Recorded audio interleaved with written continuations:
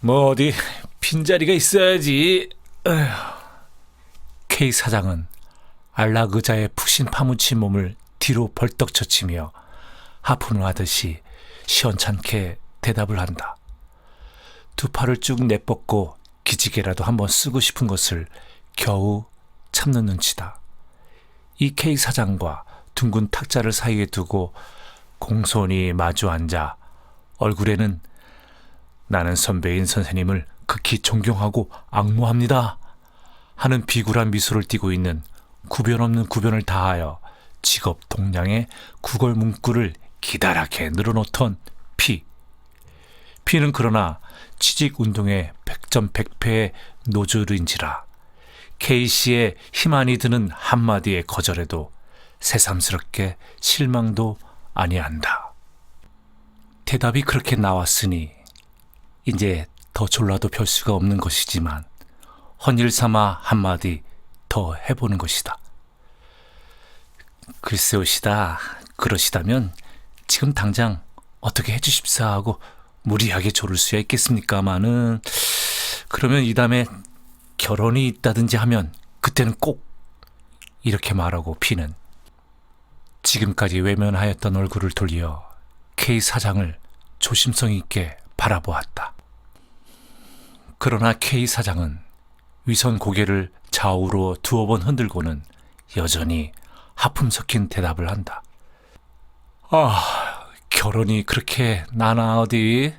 그리고 간혹 가다가 결혼이 난다 하더라도 유력한 후보자가 몇십 명씩 밀려 있어서. P는 아무 말도 아니하고 고개를 숙였다. 이제는 영영 틀어진 것이다. 안녕히 계십시오 하고 일어서는 것밖에는 별수가 없다. 별수가 없이 되었으니 네 그렇습니까? 하고 선선히 일어서야 할 것이지만 지금까지의 은근히 모시고 있던 태도에 비하여 그것이 너무 낯간지러운 표본임을 알기 때문에 실망이나 하는 채 하고 잠시 더 앉아있는 것이다. 거참 큰일 났어. K 사장은 P가 낙심해하는 것을 보고 미천이 들지 아니하는 일이라서 알뜰히 걱정을 나눠준다. 저렇게 좋은 청년들이 일거리가 없어서 저렇게들 애를 쓰니. P는 속으로 콧등을 흥하고 끼었으나 아무 대답도 아니하였다. K 사장은 P가 이미 더 조르지 아니하리라고 안심한지라 먼저 하품 섞어 빈자리가 있어야지 하던 시원찮은 태도는 버리고 그가 늘 흉중에 묻어두었다가 청년들에게 한바탕씩 해 들려주는 훈화를 꺼낸다. 그렇지만 내가 늘 말하는 것인데 저렇게 취직만 하려고 애를 쓸 게 아니야. 도회지에서 월급 생활을 하려고 할 것만이 아니라 농촌으로 돌아가서 뭘 합니까? P는 말 중동을 갈라 불쑥 반문하였다. 그는 기양 취직운동은 글러진 것이니 속 시원하게 시비라도 해보고 싶은 것이다. 저게 다 모르는 소리야. 조선은 농업국이요. 농민이 전 인구의 8할인이나 되니까 조선 문제는 즉 농촌 문제라고 볼 수 있는데 지금 농촌에서 할 일이 오죽이나 많다고. 저는 그 말씀 잘 못 알아듣겠는데요. 저희 같은 사람이 농촌에 가서 할 일이 있을 것 같지 않습니다. 그럴 리가 있나. 가령 K 사장은 끝내 대답을 하지 못한다. 그것은 무리가 아니다.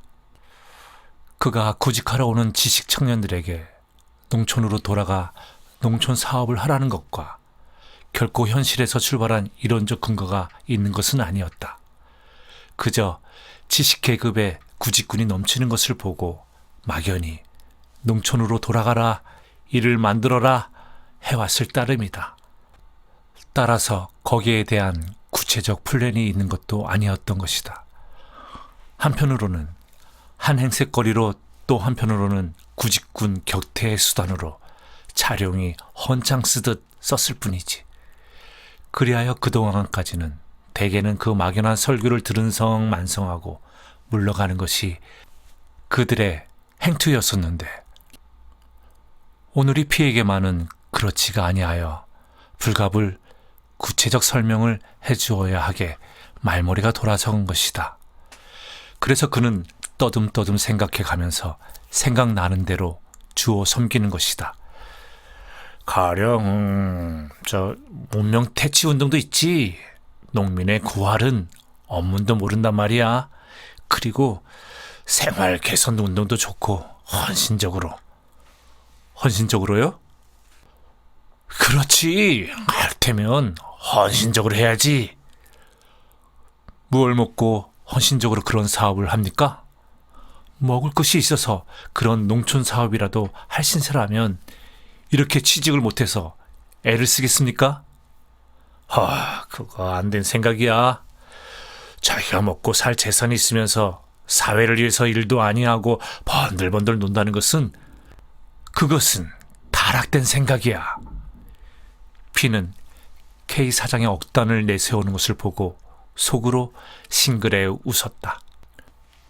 그렇지만 지금 농촌에서는 문맹 퇴치니 생활 개선이니 합리하고 손끝이 하얀 대학이나 전문학교 졸업생들이 모여오는 것을 그다지 반겨하기는커녕 머리살을 앓을 것입니다.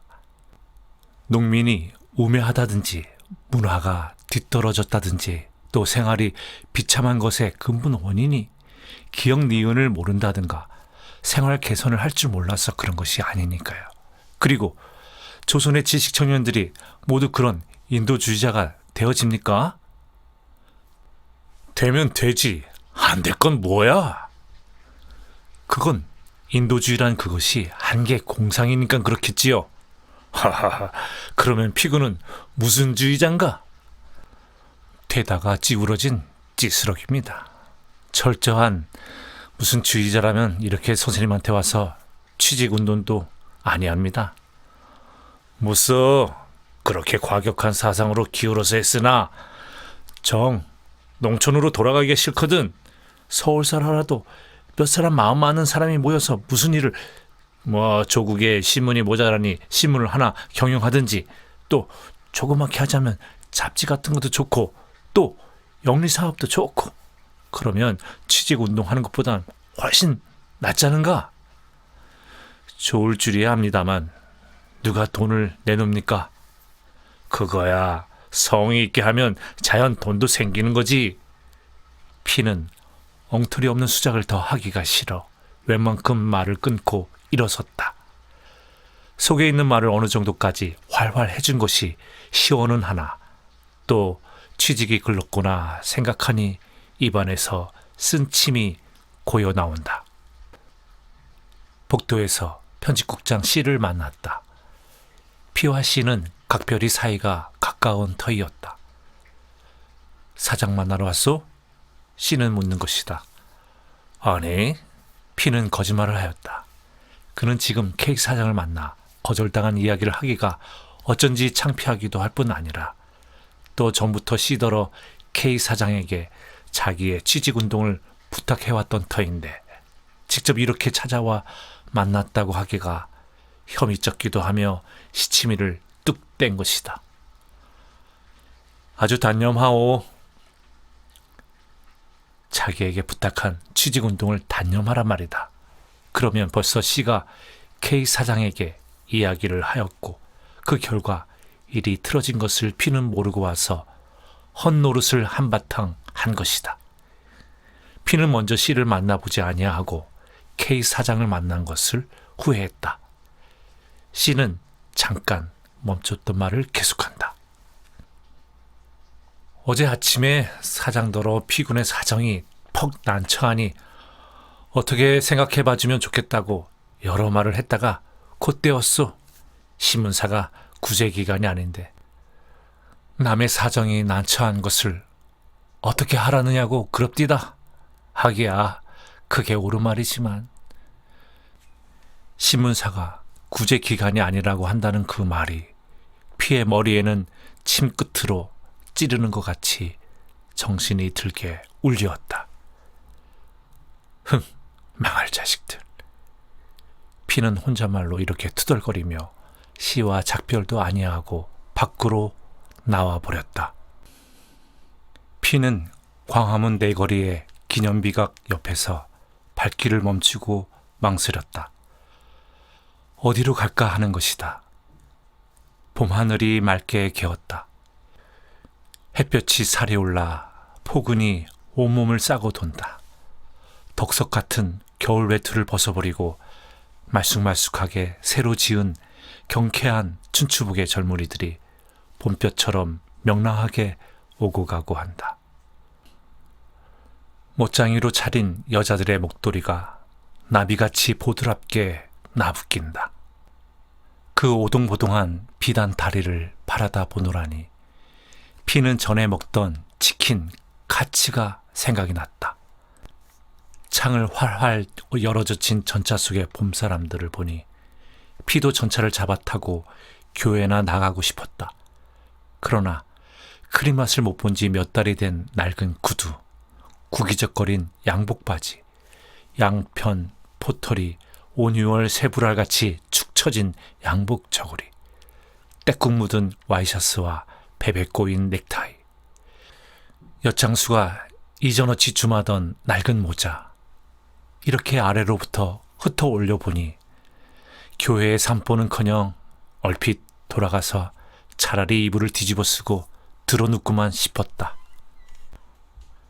마침 기념비각 옆에 자동차 하나가 머물더니 서양 사람 네가 내린다. 그들은 사내가 설명하고 여자가 듣고 하면서 기념비각을 앞뒤로 구경한다. 여자는 사진까지 찍는다. 대원군이 만일 이 꼴을 본다면 이렇게 생각하며 피는 저절로 미소가 입가에 떠올랐다. 대원군은 한 말에 돈키호테였다. 그는 바가지를 쓰고 벼락을 막으려 하였다. 바가지는 여지없이 부스러졌다. 역사는 조선이라는 조그마한 땅덩어리 남아 너무 오래 뒤떨어뜨려 놓지 아니하였다. 갑신정변에 싹이 트기 시작하여 가지고 한일 합방의 급격한 역사적 변천을 거치어 자유주의의 사조는 김인연에 비로소 확실한 걸음을 내어 디디었다. 자유주의의 새로운 깃발을 내어 걸은 시민의 기세는 등등하였다.